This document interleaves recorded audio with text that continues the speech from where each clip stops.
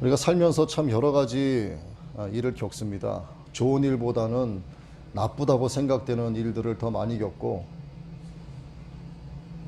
어떤 일을 내가 하고 싶은데 그 일에 대한 어떤 성취감보다는 실패감을 더 많이 맛보게 되고, 누군가 나를 이해해 주는 것보다는 나를 오해하는 일들이 더 많이 생기게 되죠. 그런데 중요한 것은 세상 모든 사람들이 다 똑같다는 겁니다. 예수님을 믿는 사람이든 믿지 않는 사람이든, 또 절에 다니는 사람이든 이슬람 무슬림들이든 다 똑같아요. 좋은 일보다는 좋지 않은 일들이 더 많이 생긴다, 이런 생각들을 다 갖고 있고, 행복하다 하는 감정보다는 참 왜 이렇게 삶이 힘들까 하는 이런 생각들을 더 많이 하면서 살아갑니다. 그런데 정말 중요한 것은 뭐냐면, 하나님 안에 내가 살고 있다 하는 믿음이 있는 사람에게는요, 주어진 모든 일들이 항상 최선입니다. 그 결과가 좋기 때문이에요. 하나님께서 나를 인도해 가는 과정 가운데 그러한 일을 겪게 하신 것은 결국은 최선이죠. 하나님은 사람이 아니시고 신이시죠. 그렇다면 사람에게는 사람의 속성이 있는 것처럼 신에게는 신의 속성이 있습니다. 신의 속성상 최선일 수밖에 없는 거예요. 신의 속성상 사선은 선택할 수 없는 겁니다.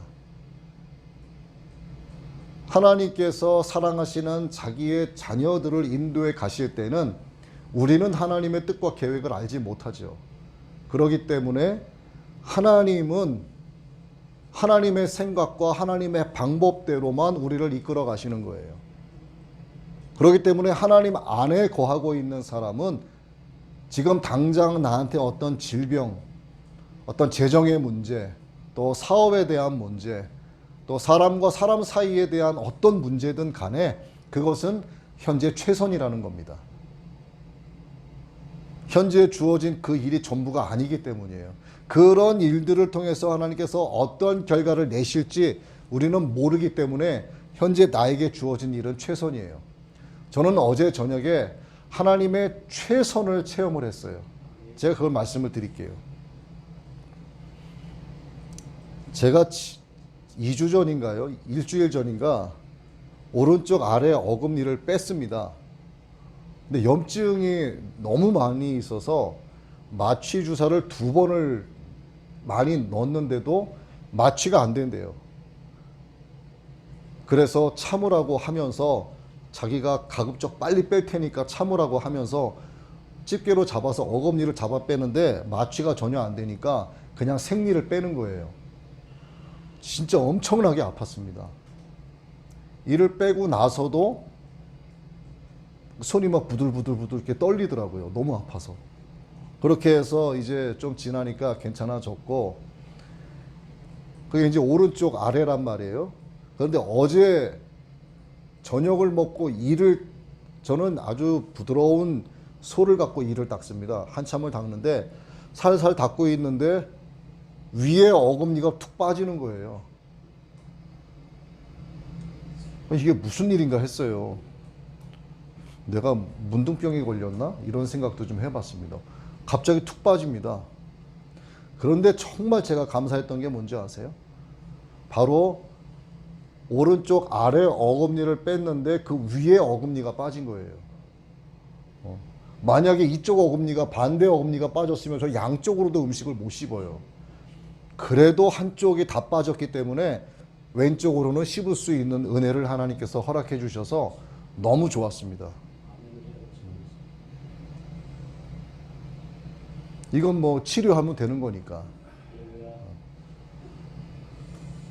이게 한편으로 생각하면 아이씨 무슨 이런 일이 다 있어 이렇게 생각할 수도 있는데 좀 황당했죠. 그런데 몇 분 지나서 가만히 생각을 해보니까 정말 너무 감사하더라고요. 그러니까 우리가 어떻게 생각하느냐에 따라서 마음가짐이 좀 달라지죠. 그래서 하나님께서 제 오른쪽 위에 어금니를 툭 빠지게 하신 것은 하나님의 최선의 은혜를 저에게 베풀어 주신 거예요. 제가 만약에 저는 내일이라도 치과에 가서 뭐 이것을 조금 손볼 수 있겠죠. 그런데 제가 예를 들어 미국에 집회를 갔는데 거기에 가서 이가 빠졌다. 그렇다면 매우 곤란한 일이 생기겠죠. 치료도 못하고 워낙 그곳은 비싸기 때문에. 그래서 참 감사한 일이 어젯밤에 있었습니다. 그래서 여러분들께서도 살면서 몸 아픈 데 많잖아요. 또 오해받는 일도 있고, 또 사람들이 나를 오해하는 경우도 있고, 또 내가 누군가를 오해하는 경우도 있는데, 결국 최선입니다. 이것은 최선의 결과를 하나님께서 맺어주시기 위한 건데, 하나님의 그 최선의 결과는 무엇이냐 하면 우리를 아버지 하나님의 나라로 인도해 가려고 하시는 거예요. 이러한 가정을 통해서 하나님은 인도해 가시는 겁니다. 우리에게는 최선이 아닐 수 있고 최악의 상황일 수도 있지만 하나님께는 그게 최선인 거예요.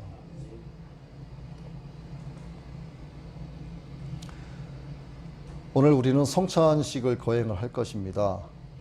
이 성찬의 의미를 여러분은 바르게 아셔야 돼요. 우리가 번번이 고린도전서 11장 23절에서 27절 또는 그 이하까지 우리가 말씀을 읽으면서 성찬식을 늘 임하지 않았습니까?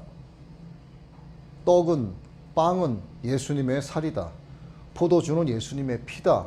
뭐 이 정도로만 우리가 객관적인 지식으로 알고 있는 것이 전부인데, 성찬이 어떤 것인가에 대해서 여러분들이 정말 깊이 아셔야 되고, 오늘 이 말씀은 여러분들이 육신의 죽음을 맞이해서 하나님 나라 가는 그날까지 마음에 품으셔야 돼요.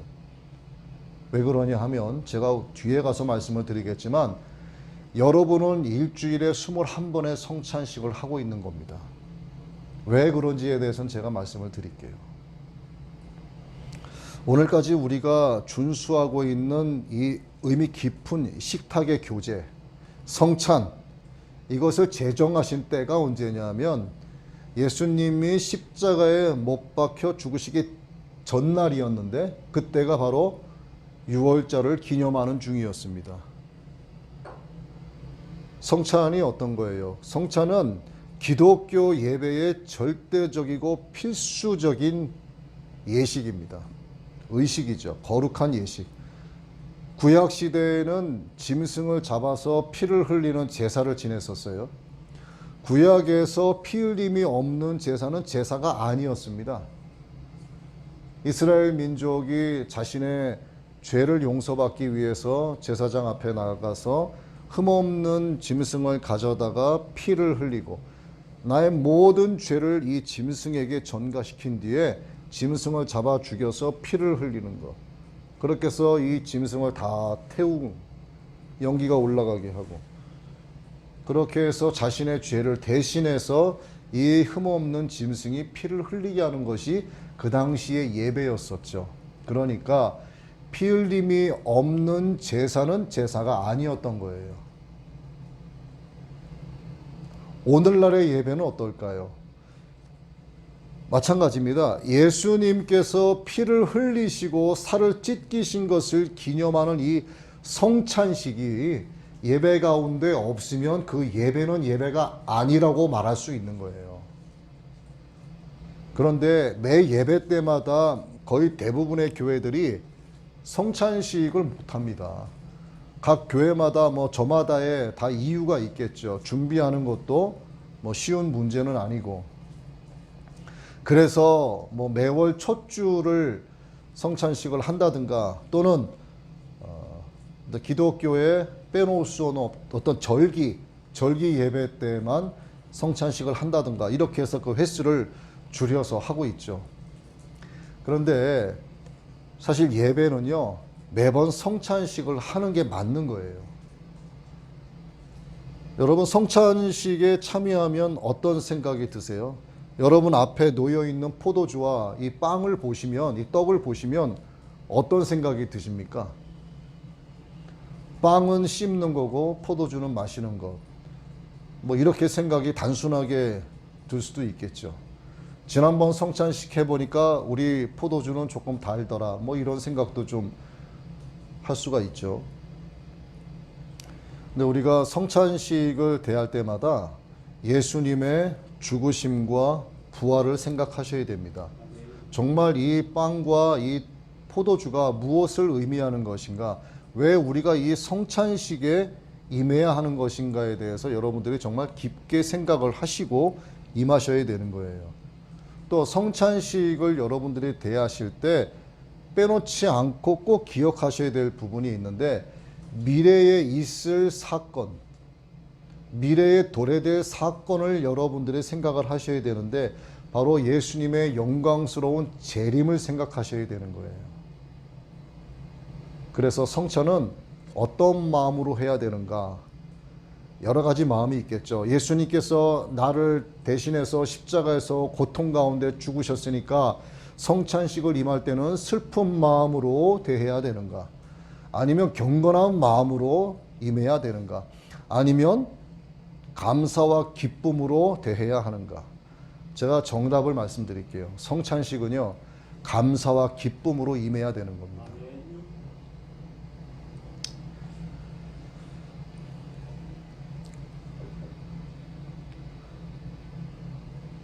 오늘 말씀에서 조금 벗어난 이야기이긴 한데, 부활에 관한 말씀을 조금 드려보면, 부활, 예수님의 부활 기념하는 부활주일이 있죠. 그 전주간이 고난주간 아닙니까? 고난주간에 우리는 어떻게 해요? 우리도 고난을 겪어야 돼. 금식을 해야 돼. 예수님이 고난당하셨으니 나도 고난을 당해야 돼. 이러면서 슬픈 마음으로 그렇게 하는데, 그게 여러분 생각하고 좀 달리할 필요가 있는 거예요. 자, 예수님의 부활, 예수님의 다시 나심 참 기뻐할 일인데요. 고난 가운데 예수님께서는 사망 권세를 이기시고 부활하셨단 말이에요.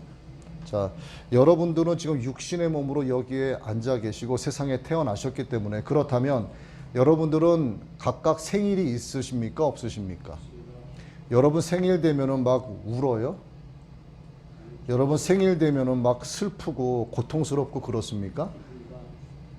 나를 임신하신 엄마를 생각하면서 막 슬프고, 내가 엄마가 나를 임신했기 때문에 얼마나 고통스러웠을까, 그 고난에 참여하는 마음으로 막 생일을 기대하고 그러세요?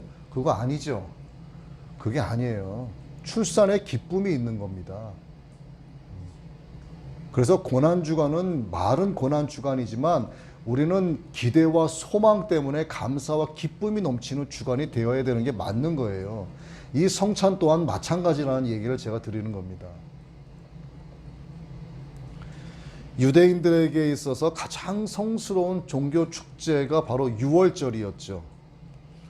이집트인들의 장자들에게는 죽음이 있었지만 이스라엘 사람들은 자기들의 집 문설주에 뿌려진 양의 피로 인해서 구원받게 됐습니다. 하나님께서 보내신 죽음의 사자가 양의 피가 발라진 이스라엘 백성이 살고 있는 곳에 그냥 지나가 버리고, 이집트 쪽의 모든 가축과 종들과 그곳의 모든 사람들의 첫 새끼와 첫 장자를 다 죽였어요. 이게 유월절이죠. 넘어갔다라는 뜻입니다. 이 역사적 사실을 유대인들은 지금도 여호와의 절기로 지키고 있어요. 이게 성경에만 나오는 어떤 교과서적인 그런 이야기가 아니라, 현재 이스라엘 민족은 유월절을 가장 성스럽고 기쁜 종교 축제일로 그들은 지키고 있는 중입니다. 예. 여러분 앞에 있는 성경 이 구약이 역사적 실제라는 거예요. 이건 지어진 이야기가 아닙니다. 그래서 하나님의 이 구속사는 모든 인류의 실제 역사라고 하는 걸 증명하는 거예요. 유월절 이 절기 중에 있었던 최후의 만찬에서 예수님이 떡 한 조각을 이렇게 취하셨습니다. 그리고 하나님께 감사를 드린 다음에 그것을 쪼개서 제자들에게 주셨어요. 이것은 너희들에게 주는 나의 몸이다. 이것을 행하여 나를 기념하라. 이렇게 말씀을 하셨어요. 마찬가지로 식후에 잔을 취하시고 말씀하셨습니다. 이 잔은 내 피로 세우는 새 언약이니 곧 너희를 위하여 붓는 것이니라. 자, 예수님은 여기에서 식후 이런 말씀을 하셨어요. 이 식후라고 하는 단어의 의미를 오늘 여러분들이 바르게 이해하셔야 되는데, 식후는 말 그대로 뭐죠? 한자 그대로만 뜻을 풀이하자면 먹고 난 뒤잖아요. 그런데 히브리어 원어의 뜻에는 식중이란 뜻이 있습니다.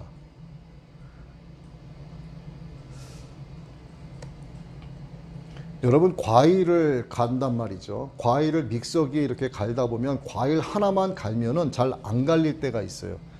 그러면 약간 물을 집어넣게 되면 잘 갈리죠. 바나나를 믹서기에 한번 여러분 갈아보셨는지 모르겠는데, 바나나를 이렇게 믹서기에 바나나만 넣고 갈면 잘 안 갈려요. 그래서 굉장히 걸쭉해집니다. 그리고 그것을 그냥 꿀꺽꿀꺽 마시려고 하면 넘어가지질 않아요. 마찬가지예요.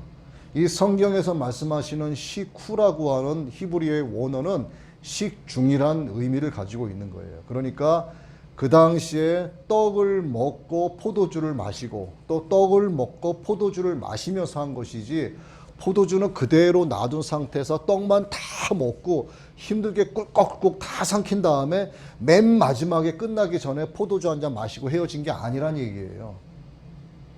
그래서 오늘날 성찬이 이제 그런 식으로 조금 이렇게 변해온 건데, 실질적인 의미는 그렇다는 겁니다. 그래서 우리는 요즘 어떻게 하죠? 빵 한 조각을 먹고 그 뒤에 이 말씀에 따라서 포도주를 마신다 이렇게 하잖아요. 그런데 그렇게 하는 것보다는 빵을 조금 질긴 거를 좀 크게 준비하고 포도주도 조금 더 양을 많이 준비해서 이렇게 한번 뜯어서 빵을 먹고 또 포도주를 한 3분의 1 정도 마시고 또 하나님 말씀을 나누다가 한 3분의 1 정도 또 뜯어서 먹고 주님의 살을 씹으면서 또 포도주를 3분의 1 정도 마시고 이렇게 한 3번의 정도 나누어서 하는 것이 정말 기독교적인 성찬이라는 거예요. 물론 교회의 형편상 그렇게 할 수 없는 경우가 대부분이지만 그렇게 하는 것이 옳다 하는 것을 여러분들이 지식으로도 좀 알고 계셨으면 좋겠습니다. 그런데 이렇게 말씀하시죠. 이것을 합당하지 않게 먹고 마시면 주의 몸에 대해서 죄를 짓는 것이다 이렇게 말씀을 하고 계세요. 고린도전서 11장 27절 이하에 말씀하시죠. 그러므로 누구든지 주의 떡이나 잔을 합당하지 않게 먹고 마시는 자는 주의 몸과 피에 대하여 죄를 짓는 것이니라. 사람이 자기를 살피고 그 후에야 이 떡을 먹고 이 잔을 마실지니 주의 몸을 분별하지 못하고 먹고 마시는 자는 자기의 죄를 먹고 마시는 것이니라.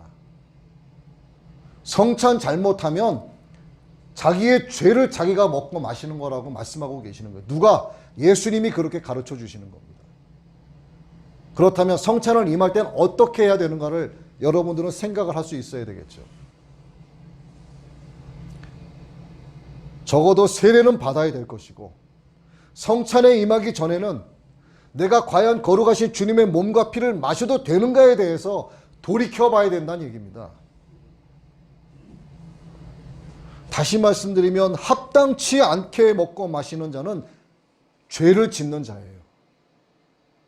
이것은 엄청난 죄입니다. 왜? 주님의 몸과 주님의 피에 대하여 짓는 죄이기 때문에 이건 매우 큰 죄가 되는 거예요. 그래서 성찬을 여러분 가볍게 생각하시면 안 되는 겁니다. 자신을 돌이키고 자신의 죄를 회개하고 감사와 기쁨으로 성찬에 임해야 된다는 거죠. 우리가 성찬에 어떠한 마음으로 임하는지 하나님이 모르시겠냐? 다 아시죠, 하나님은. 여러분이 주님 앞에서 바르게 마음을 다잡지 않으면 절대로 성찬에 임해서는 안 됩니다. 여러분 양심이 알잖아요. 하나님이 아시죠? 아, 네가 이러한 마음으로 성찬에 참여하고 있구나. 성찬을 대할 때 죄를 짓는 행위를 좀 정리를 해볼까요? 첫 번째, 떡과 잔이 주는 생명의 의미를 무시하고 그냥 눈에 보이는 떡과 포도주만으로 여기는 거예요. 아유, 아침도 안 먹고 왔는데 뭐 잘 됐네. 떡 좀 먹고 포도주 좀 마시고. 두 번째, 예수님의 대속의 죽음을 망각한 채 성찬에 참여하는 것도 죄입니다. 왜 성찬이 있게 됐는지를 생각을 해야 되는 거예요. 예수님의 살이 찢겨지고 예수님이 피를 흘리시는 것에 대해서 미리 제자들에게 이것을 설명해 주신 겁니다. 나를 기념하라. 내가 너희를 위하여 흘리는 내 몸이고 내 피고 내 물이니 너희는 나를 기념하라. 셋째, 자신의 죄를 고백하여 회개하지 않은 채, 자신을 돌아보지 않은 채 성찬에 임하게 되면 그것도 곧 죄다.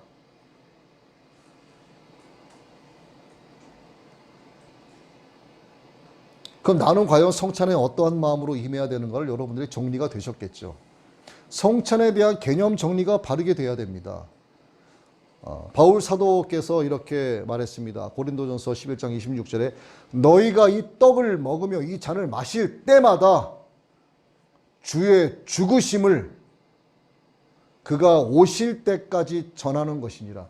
여러분들의 성찬에 참여하는 것은요, 예수님께서 재림하시는 그날까지 나는 복음을 전하겠습니다 하는 그 일에 동참한다는 의미예요. 내가 복음을 전하는 일에 동참하겠습니다 하는 결단이 여기에 들어가 있다는 뜻입니다. 성찬이 굉장한 의미를 갖고 있는 거죠.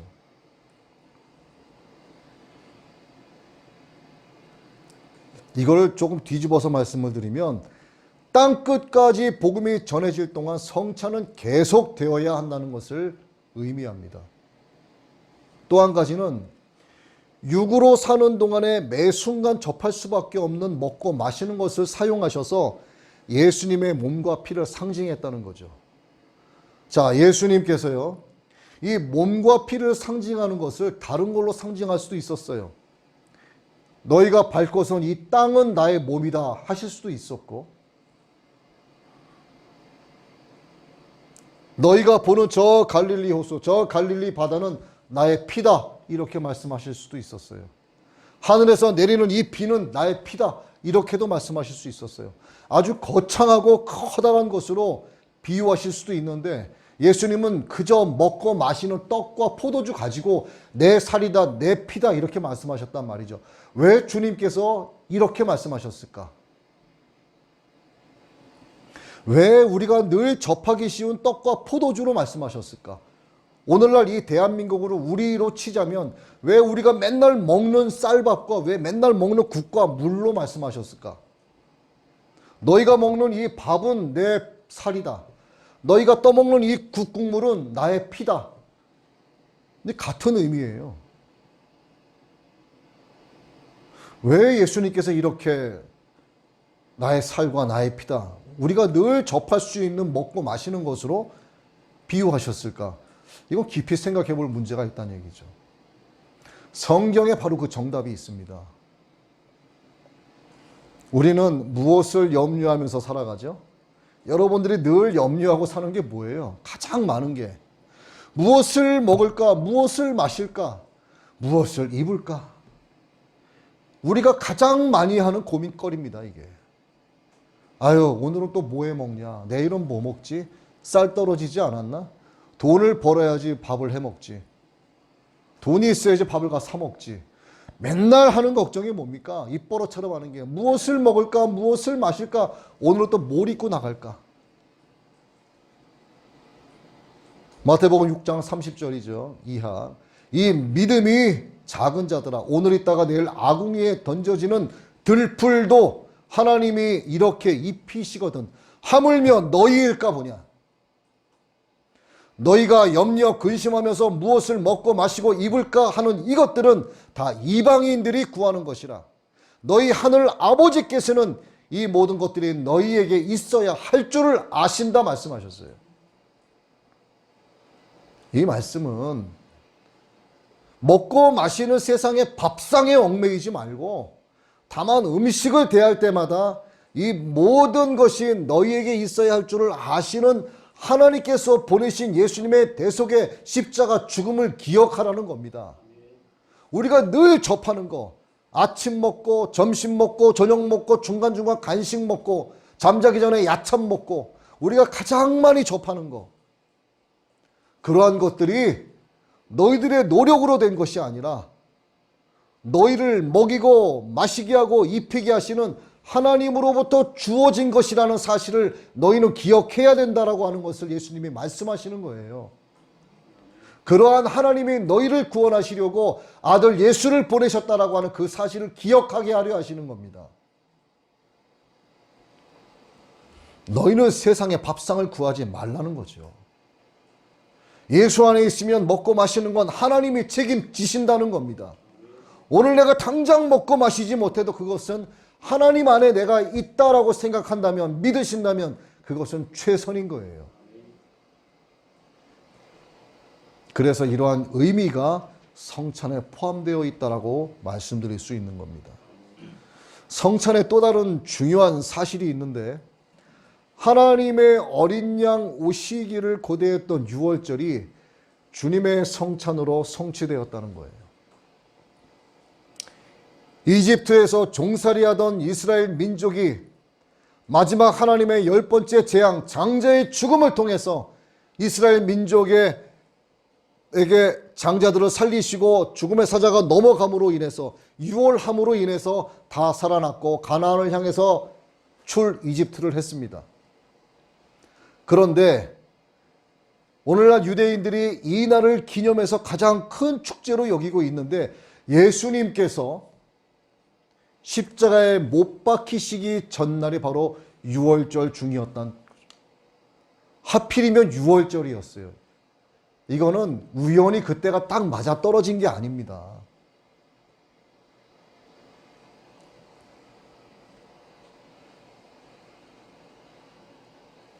유월절이 주님의 성찬으로 인해서 성취되었다는 사실을 우리에게 말씀하고 있는 거예요. 유월절의 양으로 비유되신 예수님의 희생이 바로 새 언약이고, 이 새 언약이 구 언약을 대체했다는 겁니다. 이게 히브리서 8장 8절로 13절에 나오는 말씀이에요. 짐승이 희생되는 이 제사 제도는 더 이상 필요 없게 됐다. 이젠 구약의 그 제사는 필요 없게 됐다. 왜? 예수님께서 모든 인생들의 죄를 전가받으시고 십자가에 못 박혀 죽으셨기 때문에. 그런데도 불구하고 그 이후에 짐승을 잡아 제사를 지냈다면 그 짐승의 피보다 못한 게 예수님의 피가 되는 거예요. 그래서 그 이후에는 짐승을 잡아 제사 지내는 일이 없어졌습니다.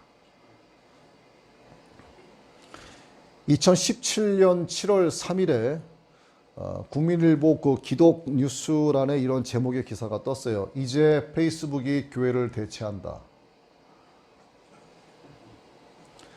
페이스북의 그 최고 경영자가 마크 저커버그죠. 그 사람이 새롭게 내걸었던 목표였습니다, 이것이. 그리고 이제 그때로부터 메타 이렇게 이제 불리워지기 시작을 했어요. 그런데 이제 마크 저커버그의 그런 발언으로 인해서 교회에 대한 무지를 드러내는 것이다, 이런 반론들이 많이 제기가 됐었습니다. 근데 이제 페이스북이 교회를 대체한다 하는 이 발언 이후의 이야기가 더 큰 문제가 됐었어요. 기존 교회에 참여하는 인원이 줄어들고 있기 때문에 앞으로는 페이스북이 사람들을 연결하는 공동체의 역할을 뭐 주도적으로 해 나가게 될 것이다, 뭐 이렇게 이야기한 거예요. 그래서 영국의 그 피터 오메로드라고 하는 종교 전문 기자가 발끈하고 일어났습니다. 거두절미하고 뭐라고 이야기했느냐? 페이스북은 교회의 경쟁 상대가 절대로 될 수 없다. 물론 그 이전에 많은 이야기가 있었는데 제가 딱 결론만 말씀드리는 거예요. 우리가 교회에서 만나야지만 할 수 있는 찬양과 경배, 물론 여러분들이 가정에서도 온라인 예배를 드리면서 찬양하고 경배할 수는 있지만 교회 나와서 이렇게 바르게 앉아서 정말 겸손한 마음으로 하나님께 경배하고 찬양하는 이 모습은 집에서는 하기 힘들어요. 잠옷 입고 하게 되고요. 소파에 딱 널브러져서 하게 됩니다. 편한 자세로 이렇게 하게 되는 거예요. 의미 없는 거죠. 더더욱이 오늘 우리에게 하나님께서 주신 말씀, 이 성찬은 어떤가요? 성찬은 예배당에 나와서 하나님께 예배드리지 않는 이상 성찬을 할 수가 없습니다. 물론 이것도 굳이 뭐 집에서 혼자 하면 어때? 라고 말할 수는 있겠지만 예수님께서는 제자들을 모아놓고 최후의 만찬을 즐기시면서 함께 하셨습니다. 성찬은 하나님의 자녀들이 함께 모인 자리에서 함께 해야 되는 거예요.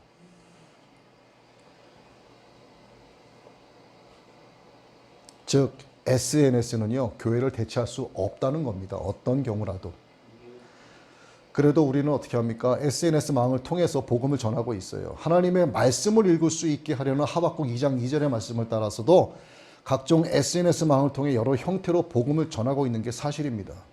그래서 이미지도 만들고 거기에 교회의 로고를 집어넣고 이렇게 또 여러 사람에게 전하고, 그러니까 최종적인 것은 SNS 망에 머무르는 것이 아니라 모이기에 힘쓰라고 하신 하나님의 말씀을 따라 예배당으로 나아가서 찬양과 경배를 올려드리고 성찬 예식에 참여도 하고 모여서 기도도 하라는 겁니다.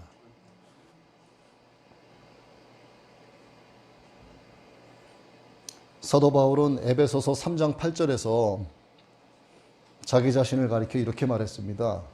모든 성도 중에서 지극히 작은 자보다 더 작은 자다. 이거를 우리가 흔히 하는 말로 바꿔서 말씀드리면 나는 걸레 같은 인간이다 이렇게 얘기한 거예요. 나는 예수 믿기 전에 참 바른 사람이었고 모든 율법을 어릴 때부터 다 지켜왔고 신학적인 학문도 뛰어나고 흠 잡을 게 없는 사람인 줄로 알았는데 다메섹으로 예수 믿는 놈들 잡아 가두려고 가고 있는 중에 도로에서 빛 가운데서 주님의 음성을 듣고 누구시니까? 나는 네가 핍박하는 예수라. 예수님의 부르심을 받고 사도로서 사명을 감당하는 중에 예수 믿고 나서 보니까 고백을 하게 되는 거죠. 나는 모든 성도 중에 지극히 작은 자보다 더 작은 자라. 나는 걸레 같은 인간이었다. 그리고 복음을 쫙 전하면서 세월이 흐릅니다.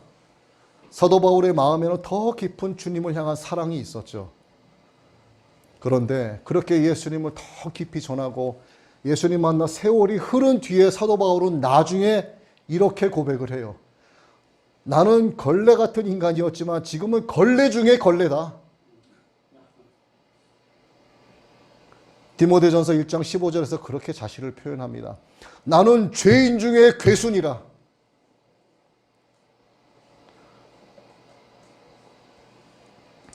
인간은 예수님을 믿는다고 말하지만은 자기가 의를 행할 능력은 갖고 있지 못합니다. 이게 바울 신학의 핵심인 거예요. 우리는 다만 죄를 지을 뿐이에요.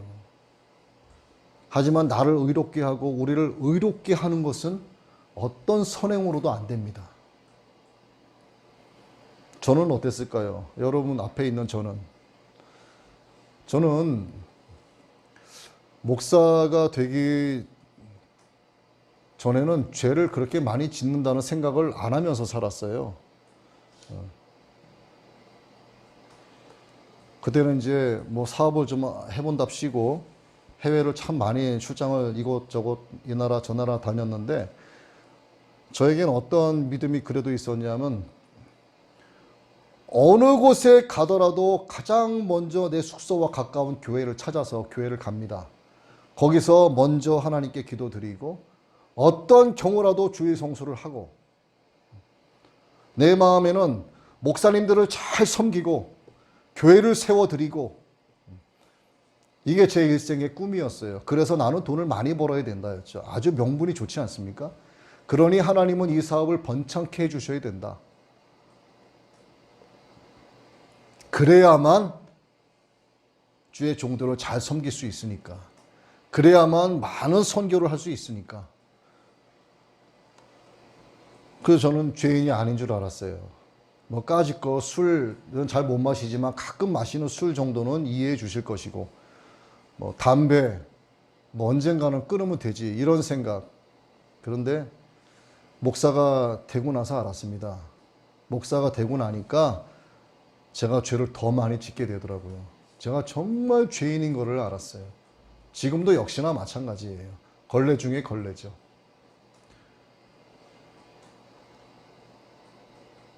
여러분께 말씀 전하기 전에도, 우리가 찬양을 하기 전에도 앉아서 기도를 하는데, 여기서 예배드리는 성도님들 가운데 주님, 저만한 죄인이 없습니다. 이게 저절로 고백이 나와요. 그리고 우리 그 TCR 세미나에 오시는 우리 목사님들 한 50여 명과 거기 사모님들 포함해서 한 60명 정도 되시는 분들인데, 그 많은 분들 가운데 저만한 죄인이 없고, 저만큼 정욕적이고 탐욕적이고 극단적인 이기심을 가진 자가 정말 없는 것 같더라고요, 보면.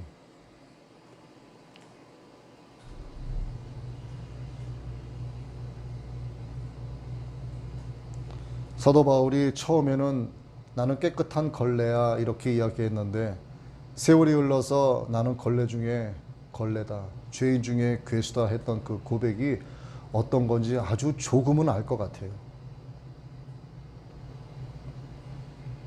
사람은 말입니다. 저를 포함해서 여러분도 마찬가지예요. 여러분에게 칼을 쥐어주면은요, 칼을 휘두를 때가 생깁니다. 여러분들이 죄 지을 환경을 만나게 되면 죄를 짓게 돼 있어요. 아무리 거룩하고 고견한 척해도 여러분 주변으로 커튼만 탁 쳐주면은 벌써부터 나쁜 생각이 들어가기 시작합니다. 영락없이 죄를 짓게 되는 거예요. 저는 복권을 사본 적이 없습니다만, 제가 만약에 복권 한 50억 당첨이 됐어요. 예? 제가 복권 50억 당첨됐다고요, 내일. 그럼 다음 주에 제가 여기 있을까요, 없을까요? 예? 전 여기 없어요, 이제. 예? 카지노 하러 가요, 저는 이제. 그렇다고요. 죄를 지을 환경이 구비되면 죄를 짓게 된다니까요. 나는 거룩하다, 나는 의인이다, 그런 생각하시면 안 됩니다. 그래서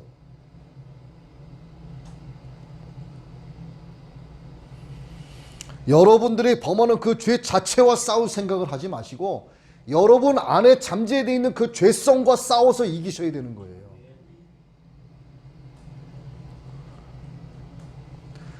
죄성과 싸워서 이기려고 하는 사람은 자신이 죄인인 것을 고백하게 됩니다.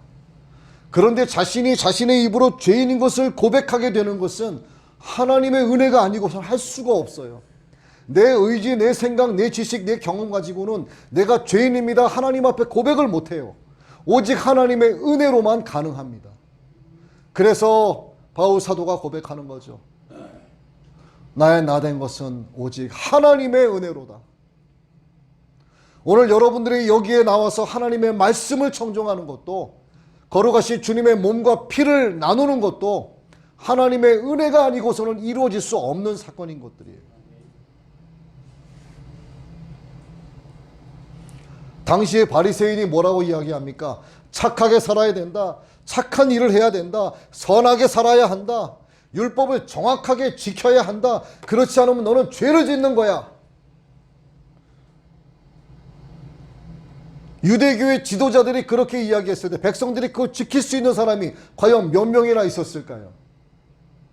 사람들이 보른 앞에서 두 손 들고 하나님께 기도하는 바리새인들, 그들의 심령이 정말 가난하고 깨끗했을까요? 가장 많은 부를 축적한 자들이 바로 그들이었습니다.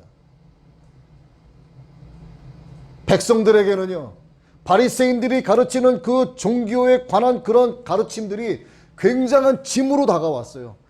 내가 어떻게 저걸 다 지키면서 살아갈 수 있지? 저걸 지킬 수가 없는 겁니다. 율법은 굉장한 짐으로 다가오는 거예요. 그래서 예수님께서 이렇게 말씀하셨습니다. 수고하고 무거운 짐진 자들아 다 내게로 오라. 내가 너희를 쉬게 하리라. 예수님이 말씀하신 수고하고 무거운 짐은 바로 율법주의를 얘기하는 겁니다. 너희들이 율법을 지키면서 살 수 있을 것 같아? 너희가 단 한 사람이라도 율법을 지킬 수 있는 사람이 나올 것 같아? 못 나온다는 얘기예요. 내가 아무리 선한 일을 많이 해도 그 사람 생각에 음욕 한 번 품으면 그 사람은 율법을 배반한 자가 되는 거고 어기는 자가 되는 거예요. 거기에 짓눌리지 말라는 겁니다. 내가 너희를 위하여 이 땅에 왔고 내 몸이 찢겨지고 내 피를 흘려 너희를 위하여 대속의 죽음을 내가 맞이할 테니 나를 기념하라. 성찬에 참여하라. 수고하고 무거운 짐진 자들아 다 내게로 오라. 그래서 우리는 어떻게 해야 됩니까? 예수 그리스도의 이름으로 회개하면 되는 거예요. 예수 믿으면 죄인이 아니에요? 예수 믿으면 내가 죄인인 걸 깨닫게 되는 겁니다. 이게 진짜 크리스찬이에요.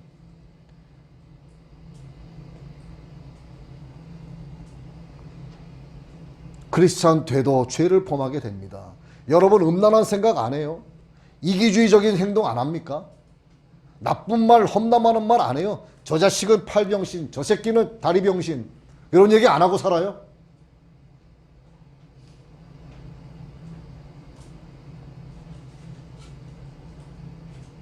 그래서 예수님의 이름으로 회개하시면 되는 거예요.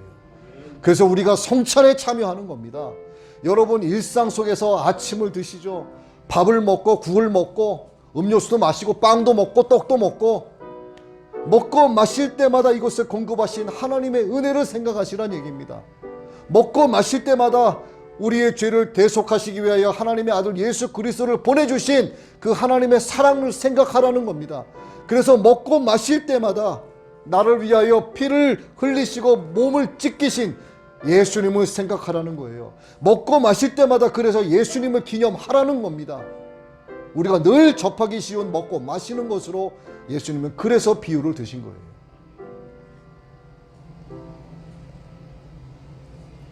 이제 말씀을 맺습니다. 여러분은 하나님께서 의롭다고 칭해 주신 것이지 여러분 스스로 결코 의로운 자는 아니에요.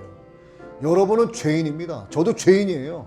하지만 죄인 그대로 남은 상태에서 하나님 앞에 가게 되면 심판을 받게 됩니다. 영원한 형벌을 받게 돼요. 이것은 실제입니다. 그러면 어떠한 죄인이 되어야 하는가? 하나님의 은혜로 예수의 피로 용서받은 죄인이 되어서 하나님 앞에 가셔야 되는 거예요. 난 잘한다. 난 거룩하다. 이 정도면 난 의롭지. 내가 이 정도 했으면 됐지. 여러분 스스로가 잘하는 게 아니에요. 하나님께서 거룩함으로 나아가게 인도하시기 때문에 그나마 그렇게 살아가는 겁니다. 또 일상에서 먹고 마실 때마다 주님의 대속의 죽으심을 꼭 생각하시기 바랍니다. 교회에 와서 성찬식에 참여하는 것만이 성찬이 아니라 일상에서 먹고 마시는 모든 것을 대할 때마다 주님의 죽으심을 생각하고 이것이 하물며 너희일까 보냐 하시면서 먹고 마시게 해주시는 하나님의 은혜로부터 온 것임을 생각하셔야 된다는 거죠. 이것이 기념하라 하신 성찬의 또 다른 의미라고 말씀드릴 수 있는 겁니다. 우리가 또 잠시 뒤에 예배를 마치고 애찬을 하게 되죠. 함께 식사를 나누게 됩니다. 이것도 역시나 성찬의 마음으로 대하셔야 되는 거예요. 우리는 보통 이것을 애찬이다 이렇게 이야기하는데 성경적인 의미로 봐서 먹고 마시는 걸 주시는 하나님의 은혜를 생각할 때 우리는 이것을 성찬하는 마음으로 접할 수 있다는 얘기죠. 여러분은 누구를 위해서 살고 계십니까? 예수님을 위해서 살아야 되는 거예요. 그렇다면 여러분이 일상에서 먹고 마시는 것도 성찬하는 마음으로 먹고 마셔야 된다는 것을 다시 한번 여러분께 말씀을 드립니다. 하루 3번, 7일이면 21번, 간식, 야참까지 포함해서 일주일에 수십 번을 여러분은 성찬에 임하는 마음으로 살아갈 수가 있는 거예요. 늘 예수님을 생각하라는 겁니다. 우리 교회 로고에 뭐라고 써 있어요? 예수를 깊이 생각하라. 그래야만 먹고 마실 때마다 나를 기념하라 하신 예수님의 말씀대로 사는 게 되는 겁니다. 여러분 모두가 성찬의 마음으로 일상을 살아가게 되시기를 예수 그리스도 이름으로 축복합니다.